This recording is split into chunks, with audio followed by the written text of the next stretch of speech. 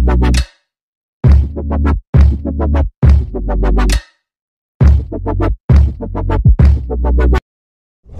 kasama pala natin guys si Luigi. Ayan, so bro, kumusta? Ayan, so guys, nandito tayo ngayon sa Catalotoan na ba to o Kalawit? Catalotoan na po. Ayan, San Jose, Camarines Sur. Boundary yan na po. Boundary. So ngayong araw na to guys, pag-uusapan natin paano ba yung pagpapagawa ng isang car wash business, ano. So wala sa dati, barya-barya lang na hinuhulugan, ano. Tapos ngayon upgraded na car wash. So nakita nyo naman itong building na ginagawa. So magpapatour tayo guys, kahit hindi pa tapos, magpapatour tayo sa kay Luigi at titingnan natin itong car wash na pinapagawa. Pang ilang araw na ngayon bro? Pang-6 na po. 6 days. Ayun. So tara guys, silipin natin itong ginagawang car wash at kung magkano na yung nagagastos dito at magkano ba yung dapat na budget na ilaan natin para sa ganitong klaseng negosyo. So tara, pag-usapan natin. Paano ka nakapag-isip na ito yung gawing negosyo?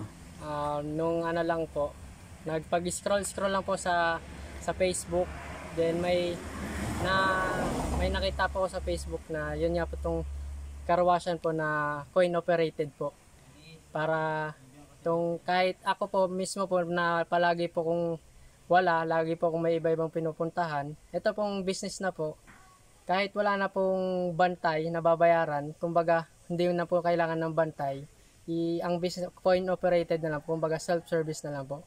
Ay, yung kumbaga dire-diretso kahit iwanan mo, basta yung customer dire-diretso lang. So self-service sila na mismo yung gagawa. So pwede mo ba kaming i-tour kung saan nag-start yung entrance nitong business mo? So, etong nakikita natin ngayon, ito yung building mismo ng ng car wash. Dito po ilalagay yung water sprayer po dito po. Sige bro. Ito po ilalagay water sprayer. Saka po yung lagay mo ng tubig, yung drum. Tapos dito rin po ilalagay yung foaming machine po para po sa sabon. Kumbaga may drum tapos foaming machine na para sa sabon. So ito ibig sabihin hindi pa tapos to. Ayan.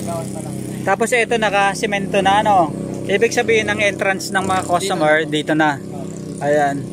So ito yung bubong on process pa rin Sa ganitong klaseng building, halos magkano yung approximate budget mo para kumbaga para matapos tong building na ganito, mga magkano? Approximate lang. Around 30 kabali na po lahat-lahat na. Car wash po. Lahat-lahat na. Kumbaga kasama na 'yon. 30K. Ayan. So ito bro, may nakikita tayong hukay dito. Para saan naman to? Ayan po yung yung dito po kasi nakalagay dati yung street light. Yung street light. Then nagpaalam po kami kick-up na kung pwede ilipat para yung papasukan po ng kotse medyo malawak po. Kumbaga buwelo para hindi po sila mag-alangan na pumasok. Ayan. Ang maganda dito bro sa business mo is mayroong pwede dito sa harap na to, pwede rin dito sa main highway yung Diyan po, lang po yan, mga truck. Mga truck. Kasi po minsan po may nagpapakaros din po truck. Hindi naman po kaya po kasulit yung truck. Kumbaga para buwelo Bro, may nakikita tayong anong tawag dito? Culvert po. Culvert. So itong culvert na to, ilang piraso to? Binili po namin po Tatlong piraso. 3 piraso po. Tapos ang nangyari po sa may pinagukaya pong balon. Dalawang culvert lang pong nagkasya. Ito dalawa. Kasi hindi na po kayang limasin yung tubig, mahirap na pong kumbaga talagang buwelo na yung tubig Pero ito yung halos yung isang culvert mapuno na Talagang ibig sabihin malalim na to Malalim na. So hanggang dibdib na siguro yan ng isang standard size na standard height ng Pilipino So itong culvert na to halos siguro mga ilang feet? 3 feet, 4 feet? Po yan, mga nasa 6 po ata 7. Etong ganito. Ayun,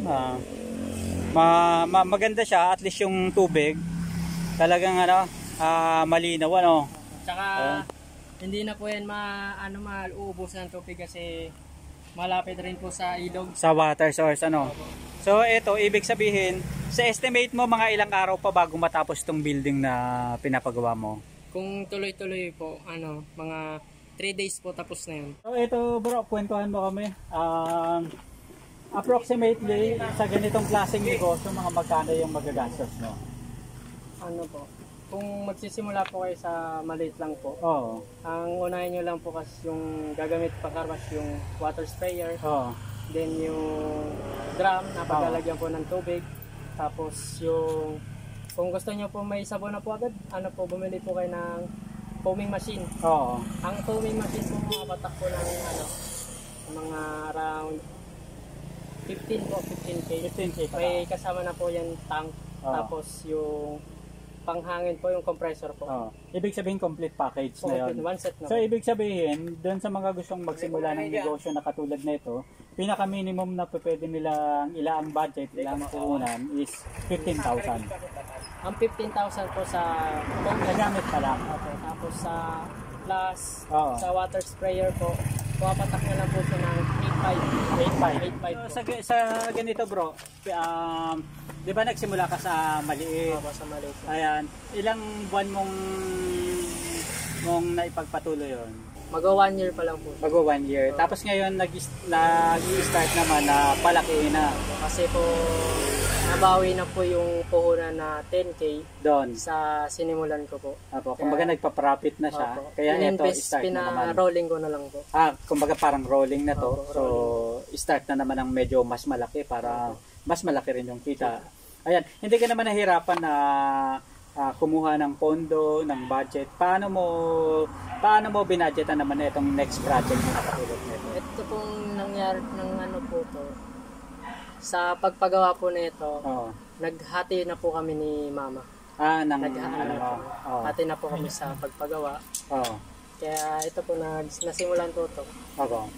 Tapos ito sa ganitong area, approximately kung matatapos lahat to, mga approximately cross estimate mo mga magkano yung Kung matapos po puhunan lahat. mo? Oo.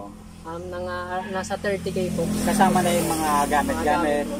sa pagka-car wash. Ibig sabihin kasama na yung mga drum, kasama na yung kasi pasok na lahat itong Tsaka mga po, pinambili nyo ng mga gamit. Opo. So mga 30K, malinis na, pwede ka nang mag-start. Ayan.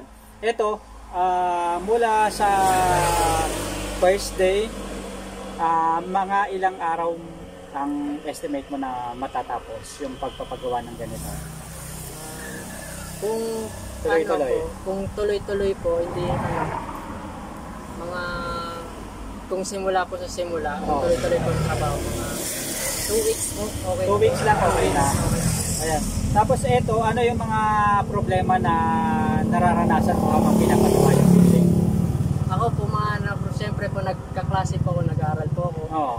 Then, hindi ko rin po kayang pagsabay-sabayin. Oo. Ang nangyari po, putol-putol po yung trabaho. Kaya hindi po siya matapos-tapos agad. Ang ginagawa ko na po, pag wala po akong pasok, paunti-unti ko na po tinatrabaho. Tsaka po yung katulong ko po si Lolo. May trabaho din po kasi iba. Yung tita ko po nagpapagawa ng bahay. Doon muna po siya nagtatrabaho. Oo. Kumbaga nakakati. Talagang ito bro, malapit na sa katotohanan, ano? Opo. Talagang malapit na guys mag-umpisa. Ayan. So ito dito, ang kulang na lang dito bro is bubong na lang ano. Bubong po, then yung Bubong, paglalagyan po ng tapos yung gamit paglalagyan ng gamit. Diyan naman hindi naman yan mababasa ng ulan ano. Talagang tuloy-tuloy lang. Tapos itong flooring naman ayos na. Ayan. Ano yung mga bagay na natipid nyo dito sa pagpapagawa nitong ano na to? Nitong flooring naman. Ano po? Ito po, hindi na po namin yan nilagyan ng bakal. Wala ng bakal. Basta purong buhos na. So para tumibay siya, paanong ginawa nyo? Ang nilagyan na lang po namin ng bato po sa ilalim bago po buhusan ng semento. Kumbaga puro bato na to. Opo, puro bato na po yung sa ilalim. Ayun. Okay. Ang ganda pala ano. Tapos pwede mo ba kaming ipakitaan yung mga machine na ginagamit sa ganitong car wash? Sige po. Ito na guys yung dating car wash na bendo machine. So ito, magkano bili mo sa ganito dati bro? Ito po, 1 set na po siya. Ito, Opo, set na po yan. magkano yan? Yung water sprayer po, then yung bendo. Bendo. Tapos kasama tong mga hose. One set ko po siya nabili, Magkano? 10K po. Yan na yung 10,000 na sinasabi mo. So ibig sabihin, yung ganitong setup din yung gagamitin dun sa kabila. Yeah. O mas level up na. Ganyan din. So ibig sabihin, eto 10K, nagre-pricing ba sila o hindi? Nagre-pricing na. Magkano na yung presyo ngayon kapag bibilhin mo yung ganitong klase? Pumapatak na lang po siya ng 8.5. Pinakamahal na po yung 8.5. Pinakamataas na po. Ibig sabihin, mas bumaba. Okay, mas bumaba. Mas bumaba dahil marami nang nagtitinda ng ganito o Sa tingin ko po mas dumami po yung nagtitinda po ganito. kaya dahil sa competition, so kailangan nilang uso po yung mag-reprice. ganitong business. So mas advantage sa'yo, di ba? Kasi kumbaga dahil marami na yung competition, mas nakatipid at nakamura ka. Ganitong machine hindi naman siya mahirap gamitin, bro. Hindi naman po mahirap. Ang maintenance lang po niya is yung grasa. Oo. Tapos oil po. Yung oil po na ginagamit ka dyan, yung oil lang din po na ginagamit sa motor pag mag-change siya. May sinasabi kang sabon. Saan naman ilalagay yung sabon? Sa sabon po, hindi pa po dumadating yung in-order ko pong machine. Pero eto bro, kapag naghulog ng 5 piso yung tao, tubig lang yung lalabas, ano? Tubig lang po. Wala pa dito yung May sabon po. may sabon. Ibig sabihin yung may sabon na sinasabi mo na machine, yun na yung upgrade mo. Opo. Upgraded version. Yung bagay na po yung dinagdag ko po sa Kumbaga may level up pala, no? Ibig sabihin, magkano na yung presyohan yun? nabili ko po siya 9,400 po. Ayan. Etong dati mo, walang sabon, so 8.5. Tapos ngayon, nabili mo yon 9.5, pero may sabon na. Mas maganda, no? Pero po po ko niyan, may ginawa po kong DIY na pag magsasabon po. Kumbaga sarili mo ng version. Ito po siya. Yung ginagamit po po pag magkakarwa, yung po lang. Okay. Ibig sabihin, yung mga customer na rin yung mag-aano ng ganito. Pero gusto ko rin po itong palitan kasi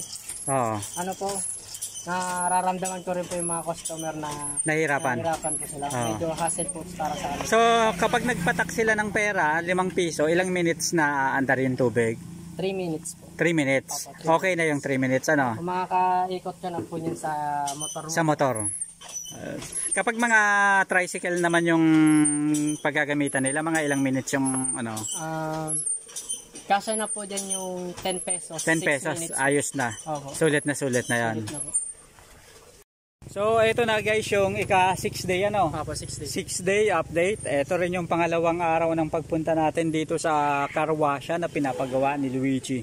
So guys, doon sa lahat-lahat ng mga katropa natin na gustong pumasok sa pagninegosyo, mga bata, mga estudyante na walang masyadong time na kailangan yung bandayan yung business, pero posibleng magnegosyo na may papasok sa inyo na pera kahit hindi nyo bantayan, hindi kayo full time.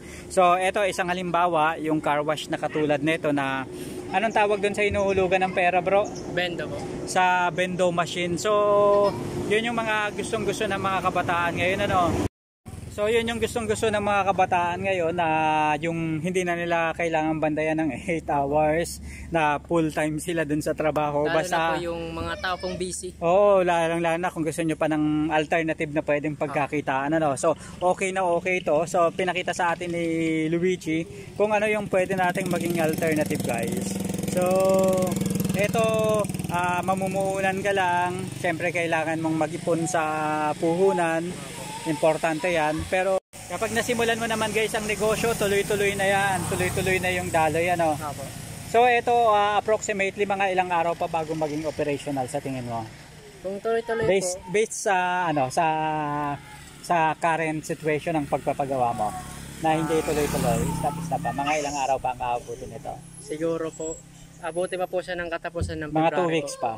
Opo. Ayan. So, dyan naman guys, isa rin yan sa mga problema na nararanasan yung mga nagpapagawa. Siyempre, hindi naman natin kontrolado lahat ng aspect ng negosyo. Basta ang importante, pace by pace, ang importante may nangyayari at saka may improvements po. May improvements.